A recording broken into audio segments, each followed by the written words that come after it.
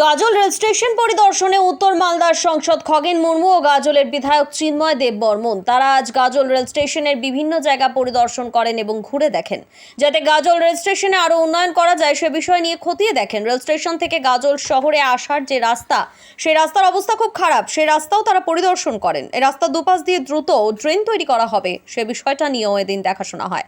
খগেন মুর্মু বলেন আজ গাজলের বিধায়ক চিন্ময় দেব বর্মনকে সঙ্গে নিয়ে গাজল রেল স্টেশন পরিদর্শন করা হয়। গাজল শহর থেকে রেল স্টেশনে যাতায়াতের যে রাস্তা সেই রাস্তাও পরিদর্শন করে দেখা হয়।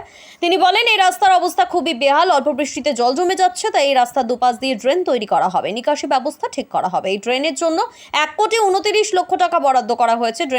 ড্রেনের কাজ দ্রুত শুরু হবে, তাই ঘুরে পরিদর্শন করা হলো এদিন। এছাড়াও গাজল রেল স্টেশনে টয়লেটের অবস্থাও খুব একটা ভালো নয়, যাতে টয়লেটের বা শৌচাগারের অবস্থা আরও উন্নয়ন করা যায় সে বিষয় নিয়ে আলোচনা করা হবে এবং গাজল রেল স্টেশন যাতে আরও বেশি উন্নয়নের পথে এগোয় সে বিষয়েও খতিয়ে দেখা হচ্ছে।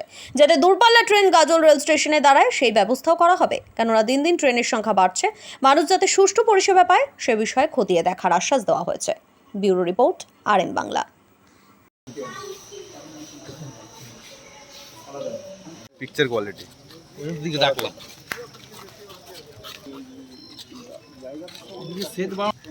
স্টেশনের প্রচুর জায়গা একটা চিলড্রেন পার্ক করা চিলড্রেন পার্ক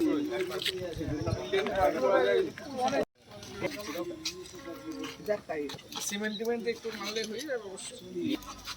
एक्चुअली किसी को इसमें जिम्मेदारी देना चाहिए পরিষ্কার থাকবে।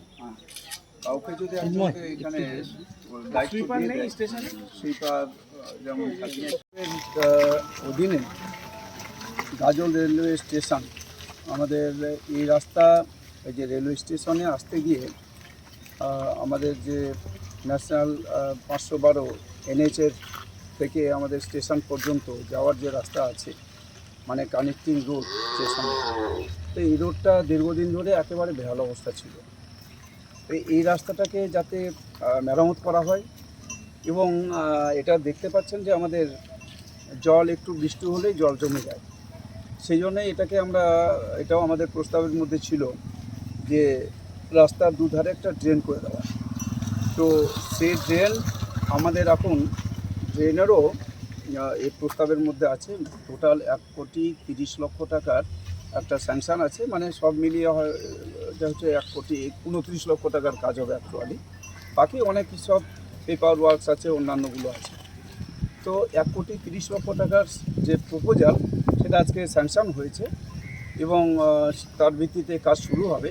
আজকে আমরা সেই জন্যই দেখতে এসেছিলাম, ইতিমধ্যে মাল পড়তে শুরু করেছে। খুব অল্প সময়ের মধ্যেই আমরা এটার ভিত্তিপ্রস্তর স্থাপনের এখানে একটা সভা হবে, তারপরে কাজটা হচ্ছে ফুল ফ্লেজেডলি কাজটা শুরু হয়ে যাবে। এখানে মাননীয় বিধায়কও আছেন, এখানকার আমাদের উপপ্রধান আছেন, এখানে পঞ্চায়েতের মেম্বার রয়েছেন, আমাদের পরিবেশ রক্ষা কমিটির সমস্ত সদস্যরা রয়েছেন। ওরাও চাইছেন যাতে এই যে একটা বেহাল একটা অবস্থা এটা খুব দ্রুততার সাথে এটা শেষ হয়ে যায়। তা আমরা আজকে তাই এখানে এসেছি, তো খুব শীঘ্রই কাজটা শুরু হয়ে যায়। স্টেশনে কিছু একটা সমস্যা আছে, এগুলো নিয়ে সম্মানীয় আমাদের এখানে ইঞ্জিনিয়ার সাহেব আছেন আমাদের ডিপার্টমেন্টের, উনিও যেখানে আমাদের সাথে আছেন, ওনাকেও বলেছি দরকার হলে পরে সেগুলো নিয়েও একটা প্রপোজাল তিনি রেডি করবেন। আমরা এখানে দেখলাম যেটা হচ্ছে যে একটা টয়লেট আছে, সেই টয়লেটটা খুবই একেবারে ব্যবহারের অযোগ্য, সেই টয়লেটটা যাতে একটু ব্যবহার করা যায় তার জন্য ইঞ্জিনিয়ার সাহেবকেও বলা হলো, তার দৃষ্টি আকর্ষণ করা হয়েছে।